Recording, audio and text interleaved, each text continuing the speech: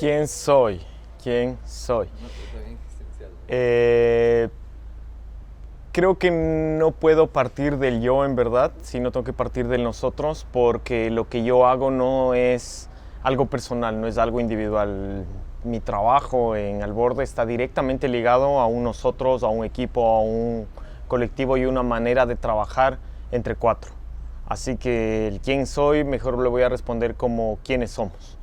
Nosotros somos 4 arquitectos ecuatorianos que nos conocimos, o más que conocernos, todos estudiamos en la Universidad Católica, así que todos tenemos como un mismo pensamiento, una misma manera de entender la arquitectura. El venir los 4 a la misma escuela nos hace tener un pensamiento conjunto y a partir de ese pensamiento conjunto poder estructurar ya un pensamiento colectivo, un pensamiento más fuerte. Entonces va primero por ahí, no reconocerme como individuo, sino reconocerme como parte de un todo más grande. Porque a la final de las cosas que a nosotros más nos interesa y más valoramos es esa capacidad de poder construir con el otro, de poder reconocernos de nuestras debilidades y poder aceptar el potencial de los otros y poder crear esta construcción mayor. Entonces, primeramente yo ya no soy yo, sino soy siempre un nosotros. Y es por eso también que nosotros tratamos de no usar nuestros nombres personales, sino siempre hablar a nombre de los 4 y saber que lo que dice el uno siempre le está representando al otro. Mi lugar de origen, creo que yo no tengo como una buena memoria del pasado. Cuando converso siempre, no sé, con mis primos, con la familia, y salen las anécdotas de cuando somos niños, yo no me acuerdo de muchísimas cosas. Y siempre pensé que no tenía memoria, en verdad. Y tal vez mi lugar de origen, creo que lo encontré hace poco, porque un día hablábamos sobre qué recuerdos tenemos de niño, y yo como que borré todo el kinder, o sea, no que digo el prekinder, perdón. Borré como el kinder, la primaria, o sea, no tengo imágenes fuertes de ahí, porque yo ahí estoy en un sistema escolástico de lo más tradicional, escuela de curas y después voy a colegio de curas jesuitas, entonces siempre viví en una estructura muy, muy, muy normada. Y de pronto un día hago la conexión en mi cabeza de que el recuerdo que tengo de niño es del año que estuve en el Montessori. No había en ese momento colegios ni escuelas Montessori, solo había un pre-kinder Montessori. Y yo soy el último de 3 hijos y como era un niño complicado, decían mis papás, en un ataque desesperado alguien le recomendó mandarme al Montessori y de pronto me di cuenta que las imágenes que yo tengo de niño son de ese año ahí. Esas son mis imágenes. Yo creo que de una u otra forma eso cambió, eso estructuró mi cerebro de alguna manera. Ese año en ese espacio que lo que buscaba era vos potenciarte como individuo, o no sé, o sacar lo mejor de vos, pero yo recuerdo, de pronto comenzaron a salirme muchísimas imágenes, o sea, recuerdo hasta cómo era el patio de juego, recuerdo los juegos que hacíamos, recuerdo miles de cosas de ese lugar, que recuerdos que después no tengo de ya cuando paso al kinder y a la primaria. O sea, realmente esos años son como que borrados, como que no existieron, como que no tuvieron esa intensidad, o quizá que yo no me encontré en esos otros lugares. Pero fue como que ese momento en el que sí me encontré. Después me vuelvo a encontrar a mí mismo en la escuela de arquitectura. Y ahí es que la cosa se me vuelve más apasionante y después me encuentro en el trabajo y después me encuentro en la academia. Pero descubrí que mi primer encuentro como individuo, donde quizá todo mi sistema, todo lo que estaba alrededor, era ese momento, ese año en el Montessori. Para nosotros el maestro es y será siempre José María Sáez. Él es como la base de nuestro pensamiento. Tenemos la suerte de haber sido sus alumnos, haber trabajado con él y haber podido entender su manera de pensar. Lo que siempre decimos es que José nos enseñó a pensar, básicamente. Creo que eso es lo más interesante de él, porque su sistema de enseñanza basado en una disciplina y un rigor y un cuestionamiento constante nos obligó a pensar y nos obligó a entender para qué era la carrera. Todos básicamente cuando estamos con él, cuando nos toca por primera vez en sus clases, es como que ahí entendimos la carrera, ahí le vimos un valor, ahí entendimos que esto tenía un sentido y básicamente nuestra metodología de trabajo parte de lo que aprendimos de él y creamos nuestra propia metodología de trabajo. porque eso es lo interesante de él, no es al enseñarnos de él una manera de pensar, un sistema de rigor para poder trabajar. Lo que pasó tanto con muchos de los que son sus alumnos y ahora somos todos colegas es que básicamente todos podemos hablar el mismo lenguaje, pero cada uno tiene una producción muy individual o muy personal o con un sello propio. O sea, no es un tema dogmático de que todos diseñamos igual, por ejemplo. Todos salimos con ese mismo rigor y esa misma búsqueda por la arquitectura. Entonces nos puede exponer a todos los que hemos venido de esa misma escuela juntos, que vas a entender una misma manera de pensar, pero no un mismo tipo de resultado. Entonces eso es como, José María es como la clave de nuestro pensamiento. Siempre estamos referidos a él y también hace que nosotros siempre podamos contar con él como amigo y conversar. Con él compartimos los proyectos, él también comparte los proyectos que está haciendo. Entonces tenemos una relación ahí muy fuerte para estar en ese contacto con todos. José también nos enseñó mucho esta cosa de no tener un ego y poder compartir con el otro. Entonces siempre estar exponiéndote con los proyectos y encontrar cómo el otro te ayuda a mejorar lo que estás haciendo. Y después hay varios personajes que se van cruzando en el camino nuestro. Hay un personaje que termina siendo altamente referencial, que es el profesor de la Escuela Nueva Esperanza. Él es altamente referencial porque la Escuela Nueva Esperanza es el proceso de participación y comunitario que nosotros tenemos más a largo plazo. Este año se cumplen 10 años de proyecto, donde nosotros hemos ido sistemáticamente haciendo cosas. Empezamos con una escuelita sin pensar que podrían pasar más cosas y después ya terminó siendo todo un campus. Entonces la filosofía del profesor Felipe y toda la comunidad en Puerto Cabuyal es bastante referencial para nosotros porque nos ayuda a entender la vida desde otra manera. Nos saca de nuestra zona de confort de la ciudad y nos lleva a vernos desde lejos y nos lleva a reentendernos como profesión, como individuos, como seres humanos. El entorno en el que estamos allá en Puerto Cabuyal es un entorno bastante primitivo. Entonces nos ayuda a repensar hasta cómo debemos trabajar desde la arquitectura, cómo debemos trabajar desde la enseñanza, cómo debemos trabajar desde nosotros mismos y cómo enfrentarnos un poco a la vida. Y cómo entender que aquel escenario que te dijeron de carestía, que es el que te venden de subdesarrollo, no es como tal, que todos tienen unas condiciones distintas. Ahí estás en una condición de que si bien el dinero es escaso, tienes mejores condiciones, creo yo, de comida de lo que nosotros tenemos en la ciudad. Ellos cultivan sus productos para sobrevivir, viven de la pesca. Entonces es como que mientras nosotros estamos haciendo todo un esfuerzo para conseguir productos orgánicos y vivir lo más saludable posible, para ellos es como natural tener acceso a eso. Entonces hay un montón de condiciones dentro de esa suerte de escasez, aunque en verdad no es escasez, es como otra manera de vivir nomás. Es como que la Escuela Nueva Esperanza y toda la comunidad del Cabuyal a nosotros nos enseñó otra manera de vivir, es como estar en un mundo paralelo. Entonces eso siempre nos saca de nuestro sistema, de nuestra burbuja y nos ayuda a entender esas cosas. Y hay otro personaje que también siempre es muy referencial en nosotros, que es la figura de Solano Benítez. Solano Benítez en Paraguay es como la primera vez que nosotros vemos que la arquitectura podía ser, no sé si distinta es la palabra, pero que la arquitectura tenía otra manera de verse, que la arquitectura podía encontrar un lenguaje propio. Como buenos sudamericanos, nuestro pensamiento es siempre eurocéntrico. Nos hemos esforzado en no tener referencias y en que todas nuestras referencias siempre sean de afuera y que todo el pensamiento esté basado en lo que nos viene del norte y no querer construir nuestro propio sistema. O sea, como que no vernos a la panza y tratar de entendernos nosotros desde adentro, sino siempre medirnos y vernos bajo otro tipo de paradigmas. Y paradigmas que ni siquiera calzan con lo que nosotros somos o con nuestra manera de vivir o con nuestra cultura. Y la obra de Solano Benítez, cuando por primera vez la vemos, que creo que es 2004, para nosotros era sorpresivo ver que un latinoamericano esté haciendo eso. O sea, no entendíamos, era algo muy nuevo para nosotros. Y de pronto comenzamos a entender en el tiempo que la obra del Gabinete de Arquitectura, tanto de Solano como Gloria, terminaba siendo un producto local.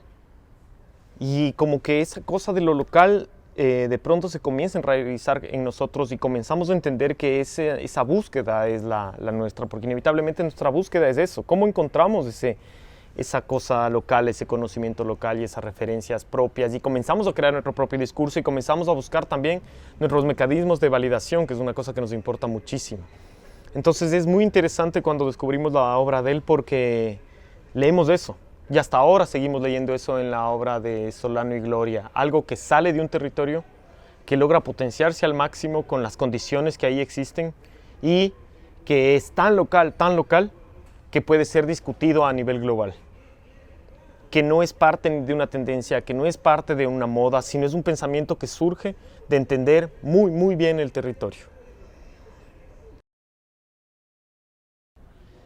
Creo que un lugar para nosotros es nuestra oficina, en verdad. Es un lugar que nos termina de interesar o nos termina de sentir representados porque es el lugar que nosotros construimos. Es el lugar donde se evidencia mejor nuestra manera de pensar, nuestra manera de construir, nuestra manera de hacer. Aquel lugar que le llamamos nuestra oficina se llama Casa en Construcción y nosotros lo entendemos como un manifiesto de lo que somos y de lo que hacemos, porque en el tiempo nosotros empezamos como empiezan todos, o sea, haciendo arquitectura y pensando que la obra es lo más importante. Y si bien la obra es en lo que se manifiesta o ya se entiende lo que hacemos, el espacio que construimos termina siendo muy simbólico para nosotros porque recolecta todo ese pensamiento y es capaz de sumar nuestra vida con la oficina, porque en un momento se nos mezcló absolutamente todo y nosotros sí consideramos que esta manera de mezclarlo todo y de que la vida sea la oficina y entender cómo nuestra vida va mejorando conforme entendemos nuestra oficina, nuestra manera de trabajar, nos comienza a interesar muchísimo en el tiempo. Y la Casa en Construcción es como ese lugar altamente representativo donde podemos plasmar todo, donde podemos plasmar todas las exploraciones que hacemos, donde podemos, por ejemplo, ahí en esa misma casa vienen todos los residentes del extranjero y se quedan como parte de un proyecto de residencias, ahí mismo comemos. Entonces es parte de esa construcción, de ese pensamiento, de ese modo de vida que a nosotros nos interesa llevar y nos interesa construir en el tiempo. Por ejemplo, en este espacio nosotros comemos porque entendemos que comer es parte importante de cómo llevamos la vida. Entonces ahí decidimos que todo se compraría en un mercado orgánico, que nosotros mismos nos responsabilizaríamos de nuestra comida, que entre los 8 que somos la oficina rotamos todos los días para cocinar, para lavar. Entonces termina siendo como el espacio en donde podemos llevarlo al máximo nuestra forma de pensar, nuestra forma de ser, lo que nosotros queremos hacer en la vida en verdad. Ahí es que, por ejemplo, en la oficina nosotros decidimos que trabajar 4 días a la semana es importante, en búsqueda de tener más espacio de ocio, porque el espacio de ocio nos hace ser más eficaces, nos hace volver el lunes con ganas de trabajar. Entonces, volver lunes con ganas de trabajar está ligado a que estamos muy contentos en ese lugar. Y porque construir ese lugar, no solo a nivel físico, que lo hemos hecho a nivel físico, sino a nivel de pensamiento, a nivel de estar ahí, es altamente representativo para nosotros. Y es el lugar donde vamos probando absolutamente todo. Ahí testeamos todas las cosas que nosotros queremos y a la final es lo que los clientes ven. Entonces es una manera de ser muy transparente. Y eso termina o acercando o alejando al futuro cliente, lo que nos da... No pensábamos que esto pudiera funcionar así, pero ahora tenemos muy claro que es un filtro. Es un filtro estar en ese espacio, porque es lo más extremo que nosotros tenemos dentro de nuestros proyectos. Después los proyectos tienen otras características porque se van delineando la forma de los clientes bajo nuestro pensamiento, pero eso es como lo más puro, si lo podríamos llamar desde una manera, de nuestra forma de ser, de hacer y de vivir.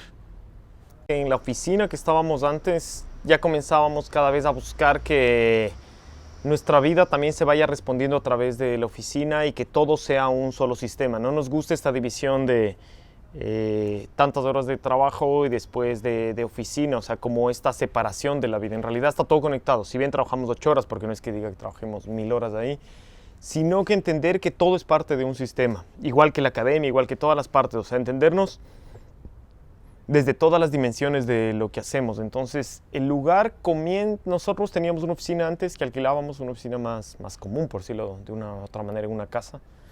Y cuando tenemos que salir de ahí, comienza como a calzar mejor todo el discurso. Ya cocinábamos de la otra oficina, pero todavía eran acciones pequeñas. En el momento que tenemos la oportunidad de rehabilitar una casa que estaba que no estaba habitada, hace que nos pensemos ya en todas las magnitudes cómo tenía que ser ese proyecto y cómo lo anclábamos a la vida, y ya como todo funciona al 100%. Entonces no existía. Tampoco lo esperábamos, se va creando en el tiempo, y lo que sí hemos hecho es un esfuerzo, no un esfuerzo, sino unas ganas de irlo consolidando, unas ganas de nosotros ir empujándonos para entender cuáles son todos los cambios que tenemos que hacer y que ese espacio vaya reflejando como esos intereses que tenemos.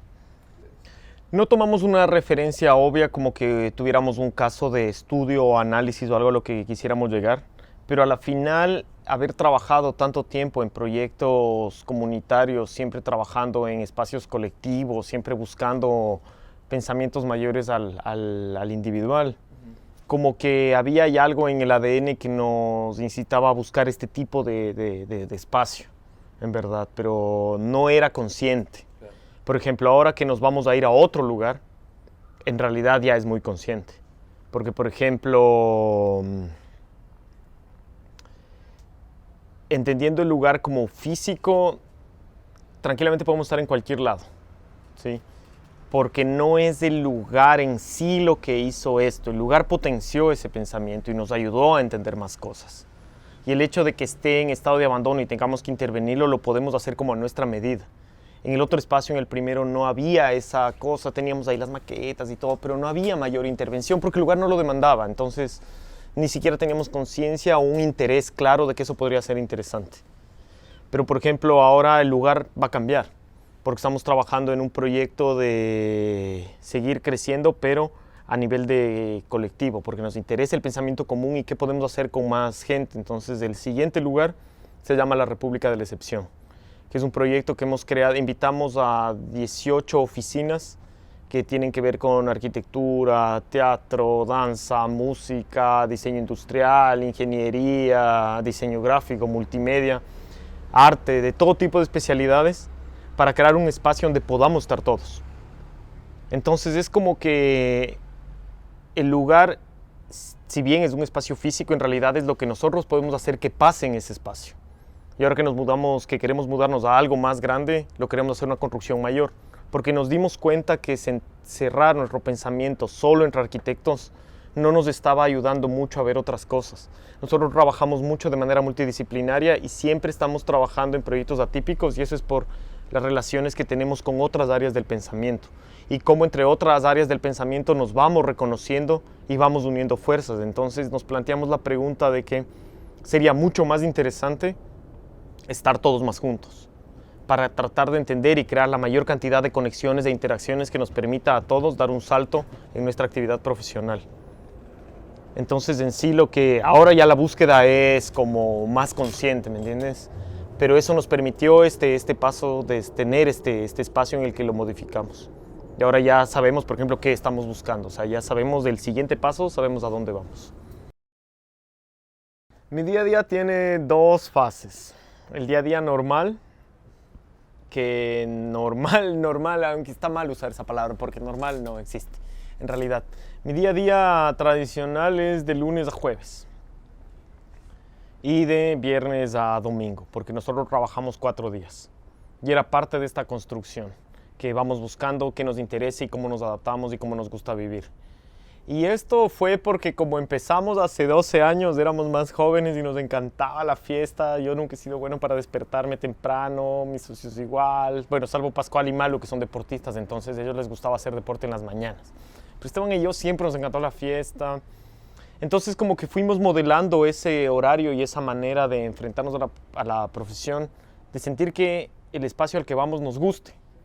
Y que nos guste debe ser un horario en el que queramos trabajar. Entonces empezamos a trabajar a las 10 de la mañana hasta las 2 de la tarde, almorzamos de 2 a 3, 1 hora de almuerzo porque nos gusta comer en paz, nos gusta comer despacio, nos gusta chismear la vida entre todos nosotros. Cada que llega el lunes nos contamos todo lo que nos pasó el fin de semana, si alguien salió con alguien, si hay alguna nueva aventura, si pasó cualquier cosa. Después volvemos a trabajar de 3 a 7. Y dentro de ese día a día hay una vez cada 15 que cada uno va a cocinar para los 8, y también viene ese ejercicio de compartir, y también uno tiene que lavar y arreglar la cocina para todos. Entonces mi día a día es siempre dentro de esta dinámica, dentro de los horarios en los que nosotros quisimos trabajar. O sea, los clientes no nos llaman los viernes porque ya saben que no nos pueden llamar los viernes para trabajar. Entonces, eso es como lo primero del día a día. Encontrar el mejor espacio en el que nosotros queremos trabajar y la mejor hora y todo esto. A nivel físico, a nivel contacto con personas, nuestro día a día consiste en estar siempre relacionándonos entre todo el equipo. Porque los 4 no podemos llevar un proyecto, es completamente ineficiente. Pero lo vamos llevando por pares y después lo vamos socializando con el otro. Entonces lo bonito del día a día que hemos logrado ahora modelar es que cada cierto avance, los 2 socios que están llevando el proyecto lo tienen que abrir a todo el resto del equipo y es una fase de crítica. Y eso nos ayuda a meter la información de todos y que todos se sientan representados en el proyecto. Y como somos bien competitivos y nos gusta estar haciéndonos bullying, nos gusta molestarnos y todo eso, entonces a ese momento le llamamos who is who, quién es quién, para comenzar igual a probarnos. Entonces también tiene mucho de risa en ese día a día, también tiene mucho de competitividad interna, tiene mucho de entendernos entre nosotros, de molestarnos. Nuestro día a día es así, es muy de amigos, o sea, como que hemos logrado un espacio de amigos. Entonces es bonito estar todos los días entre amigos, llevando la cosa, molestándonos con todo lo que después toca, así muy serio, profesional o administrativo, pero el día a día va muy a eso. Y el otro día a día que tengo también es el aeropuerto, casi si lo queremos resumir en una palabra. Mi día a día de aeropuerto es bastante intenso. O sea, constantemente yo tengo que estar dejando el país para hacer clases, hacer conferencias, o para proyectos ahora también, para ciertas cosas que estamos haciendo fuera. Entonces el día a día también yo lo relaciono con esa cuestión de oficina móvil, por decirlo de una manera, y tener que estar enfrentándome todo el tiempo a otro mundo, a otra latitud, a otra manera de ver la vida, que es lo que básicamente nos va también modelando mucho el pensamiento. Yo creo que desde el 2010, 2009 empezamos a viajar, pero pensamos que solo nos iban a invitar una vez en la vida, que nadie más te va a ver nunca. Y de pronto llegamos a viajar muchísimo. Y esa cuestión de estar todo el tiempo viajando y confrontando tu pensamiento nos ha hecho, creo yo, desarrollar que nuestro pensamiento evolucione de manera muy rápida. Porque todo el tiempo tienes que estarte exponiendo, todo el tiempo tienes que contarle a alguien lo que haces. Entonces eso te hace también estar pensando en una estructura de qué mismo haces y cuestionarte. No estar en esa inercia de estás haciendo y produciendo, sino como lo tienes que decir, lo tienes que expresar de alguna manera. Viajar nos cuestiona muchísimo todo. Nos cuestiona desde lo más básico, como que un día vamos a una comunidad en medio de la nada, 10 horas de transporte, dormimos sobre un sleeping y estás en esta suerte de incomodidad, por decirlo de alguna manera, pero que nos interesa porque es la única manera de hacerlo. Y al otro día estás en el otro lado del Atlántico, en un hotel 5 estrellas, en un evento de élite en la Bienal de Venecia, por ejemplo. Entonces es como choqueante también, es un poco curioso en nuestra cabeza poder estar enfrentando la vida desde distintos espacios y de distintos ángulos, porque al viajar por temas de trabajo nos hace que podamos conocer el mundo de una manera distinta. No sé, por ejemplo, nosotros ya hace tiempo descubrimos que viajar por turismo no es algo que nos interesa, sino que viajar por trabajo nos abre las puertas de muchísimas personas. Por ejemplo, no sé, cuando nos invitaron a hacer una instalación en el Carnegie Museum of Art, quien nos hace la visita al museo es el director del museo.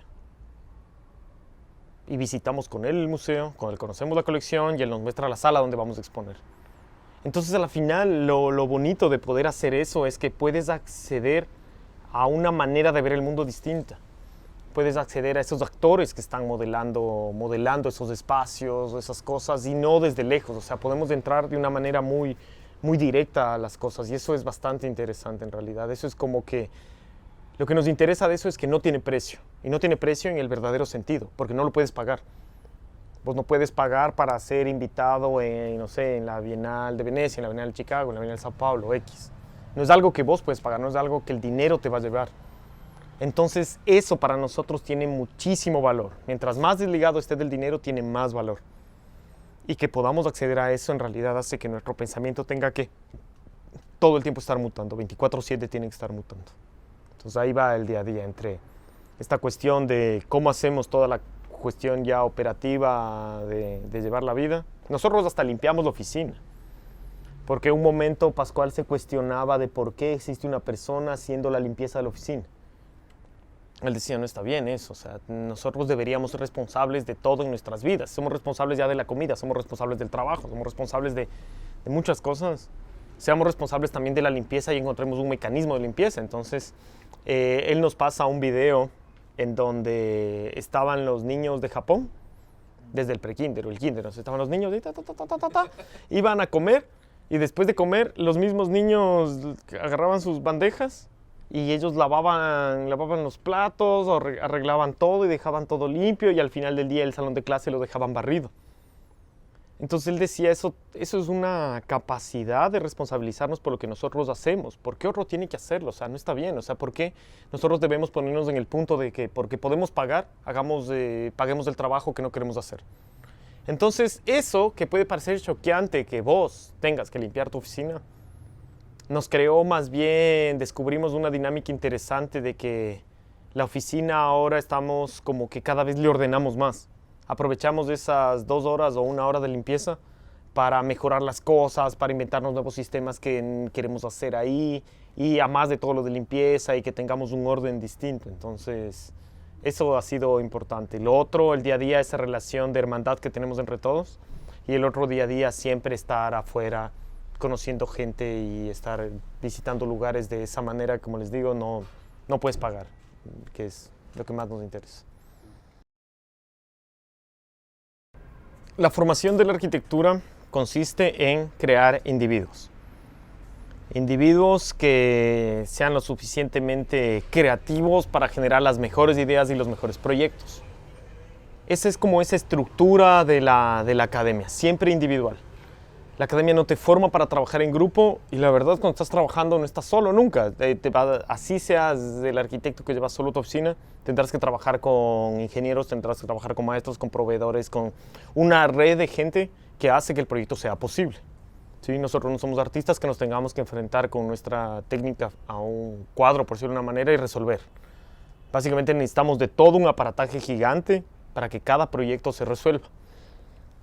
Entonces, en este pensamiento, cuando nosotros empezamos la oficina, Pascual y yo, y cuando se suman Esteban y Malu, Esteban tenía como esta cuestión muy clara de que debe haber alguien que es el creativo. Y no terminaba de creer que en realidad hacíamos las cosas en conjunto. Nosotros nos dividimos un poco los proyectos para poder resolverlos mejor y más rápido. Y en ese momento estábamos desarrollando un proyecto que se llama Espacio de Exploración Teatral. Y a ese proyecto lo comenzamos a conversar. Ya habíamos pasado toda la fase de investigación, ya habíamos tenido todas las conversaciones cliente, como que ya era el momento de asentar el proyecto.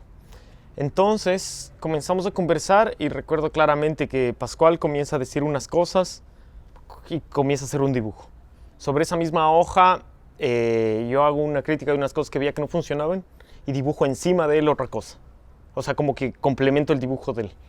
Y Esteban después dice, ya, pero si queremos cumplir esto, lo que dice Pascual, ya cumple estas variables, lo que vos acabas de añadir cumple estas variables, creo que faltan estas variables, y Esteban raya sobre el dibujo de nuevo. Y en ese momento, después de que como que el proyecto pasó por los 3 filtros o los 3 aportes, el proyecto ya estaba muy claro. Entonces ahí Esteban siempre cuenta que en ese momento se dio cuenta que en verdad no hay una cabeza, que en verdad tenemos un sistema en donde todas las cabezas pueden aportar y construir, y podía funcionar. Entonces eso es una cosa que nosotros hemos desarrollado a través del tiempo. O sea, siempre buscamos un sistema a través de un rigor, de unas reglas claras de juego que nos permita hacer que todo aquel que quiera aportar pueda aportar, siempre y cuando no se vaya de esas reglas. Entonces eso a nosotros nos hace pensar mucho en estas maneras de creación colectiva, en cómo todos somos capaces de aportar y todos tenemos un potencial ahí. Al tener una figura tan fuerte como José María Sáez, que era nuestro profesor, como que de una otra manera todos vimos como que sería en algún momento de la vida interesante dar clase. Pero no era nuestra ambición, no era nuestro interés, no era que nosotros decíamos, yo quiero ser profesor y me encantaría ser profesor. No, para nada, o sea, no fue así. Sino que en un momento comienzan a haber unas vacantes de la Universidad Católica. José María propone que vincularnos a nosotros a la academia. Yo consideraba, recuerdo claramente, que no me sentía preparado, pero él me decía, ya está, no te preocupes, o sea, ya has trabajado, tienes claro, te interesa, vas a poder comunicar, o sea, vas a dar las clases en lo que vos estás haciendo, entonces vas a poder comunicar eso ya. El resto ya solo es cuestión de práctica, es cuestión de tiempo, pero hazlo. Entonces con un poco de miedo y ahí entré, después entrará Pascual, después vamos entrando todos de una u otra forma a dar clase en distintos lados. Entonces la primera es esa, ¿no? Ya enfrentar al monstruo, por decirlo de una manera, porque de todos los profesores que vemos en arquitectura, en cualquier otra carrera, no sé, ninguno es que haya hecho una maestría en pedagogía, en verdad. Todos somos gente que a la final, por alguna razón, nos gusta dar clases y aprendimos a dar clases y nos fuimos inventando una manera de dar clases. Uno de mis profesores, Francisco Ursúa, decía justo eso, o sea, dar clases no es ningún misterio, es solo que quieras hacerlo y ya comienzas a encontrar la manera y tengas una capacidad de comunicar. Con el tiempo nos fuimos dando cuenta en este ejercicio que les decía de que la vida y el trabajo sea una sola cosa, de que no tenía sentido que nosotros demos una clase estándar, no sé, o sea, imagínate, yo no estoy vinculado a temas de teoría. Y que por llenar un vacío docente o por dinero o por ayudar a la facultad que necesita un profesor, yo llegue a dar una cátedra de teoría. No es mi bagaje. Sí, me puedo preparar, pero no tiene sentido. Lo que sí aprendimos en el tiempo es que nos interesa enseñar lo que hacemos. Porque eso sabemos hacer, porque eso todo el día nos estamos enfrentando y a los alumnos les podemos enseñar exactamente los problemas que tenemos, les podemos enseñar los éxitos que hemos tenido o los descubrimientos que hemos tenido en el tiempo en esa área de la profesión. Por eso nosotros damos los talleres de diseño. Y máximo aceptamos dar construcciones de vez en cuando en ciertos casos, pero nuestra cátedra es de diseño, porque nosotros todo el tiempo estamos enfrentados al diseño. Y después termina siendo de diseño participativo, porque es lo que trabajamos todo el tiempo con las comunidades. Entonces tenemos una experiencia en eso y eso es lo que nos interesa transmitir. O sea, es básicamente la cátedra está directamente ligada a lo que nosotros hacemos. Y la abrimos solo a esas áreas de pensamiento en las que nos interesa trabajar. Así la cátedra no es una pata aparte o un brazo disfuncional de nuestro cuerpo, sino que es parte del cuerpo y en la cátedra vamos pensando lo que después va a retroalimentar la oficina y viceversa. Entonces, como todos los aspectos, como la misma obra, como las relaciones con los clientes, como todo lo que vamos desarrollando. Eso sí entendimos con el tiempo, que era importante tener esta conexión de todo y que todo alimente a un solo sistema.